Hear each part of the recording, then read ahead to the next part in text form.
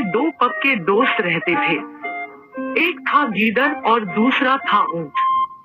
गीदड़ काफी चालाक था और ऊंट सीधा सा। ये दोनों दोस्त घंटों नदी के पास बैठकर अपना सुख दुख बांटते थे। दिन गुजरते गए और उनकी दोस्ती गहरी होती गई। एक दिन किसी ने गीदड़ को बताया कि पास के खेत में पके हुए तरबूज हैं।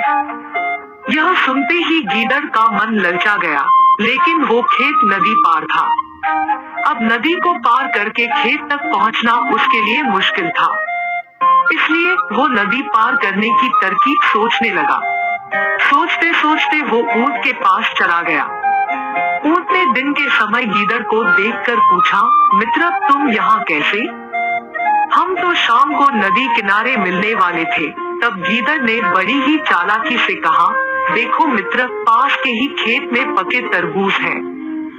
मैंने सुना है तरबूज बहुत मीठे हैं। तुम उन्हें खाकर खुश हो जाओगे, इसलिए तुम्हें बताने चला आया।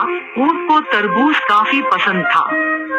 वो बोला, वाह, मैं अभी उस गांव में जाता हूँ। मैंने बहुत समय से तरबूज नहीं खाए हैं। तभी गीदड़ ने कहा, दोस्त, तरबूज मुझे भी अच्छे लगते हैं, लेकिन मुझे तैरना नहीं आता है। तुम तरबूज खा लोगे तो मुझे लगेगा कि मैंने भी खा लिए। तभी ऊंट बोला, तुम चिंता मत करो, मैं तुम्हें अपनी पीठ पर बैठाकर नदी पार करवाऊंगा। फिर साथ में मिलकर तरबूज खाएंगे। ऊंट ने जैसा कहा था वैसा ही किया। खेत में पहुंचकर गीदड़ ने मन भरकर तरबूज खाए और खुश हो गया। खुशी के मारे वो जोर जोर से आवाजें निकालने लगा। तभी ऊंट ने कहा, तुम शोर मत मचाओ, लेकिन वो माना नहीं। गीदड़ की आवाज सुनकर किसान डंडे लेकर खेत के पास आ गए। गीदड़ चालाक था, इसलिए जल्दी से पेड़ों के पीछे छुप गया। ऊंट का शरीर बड़ा था, इसलिए वो छुप नहीं पाया। किसानों ने गुस्से के मारे उसे बहुत मारा। किसी तरह अपनी जान बचाते हुए ऊंट खेत के बाहर निकला।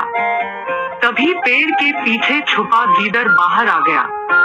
गीदड़ को देखकर ऊंट ने गुस्से में पूछा, तुम क्यों इस तरह चिल्ला रहे थे? गीदड़ ने कहा कि मुझे खाने के बाद चिल्लाने की आदत है, तभी मेरा खाना पचता है। इस जवाब को सुनकर ऊंट को और गुस्सा आ गया। फिर भी वो चुपचाप नदी की ओर बढ़ने लगा। नदी के पास पहुंचकर उसने अपनी पीठ पर गीदड़ को बैठा लिया। इधर ऊंट को मार पड़ने से मन ही मन गीदड़ खुश हो रहा था।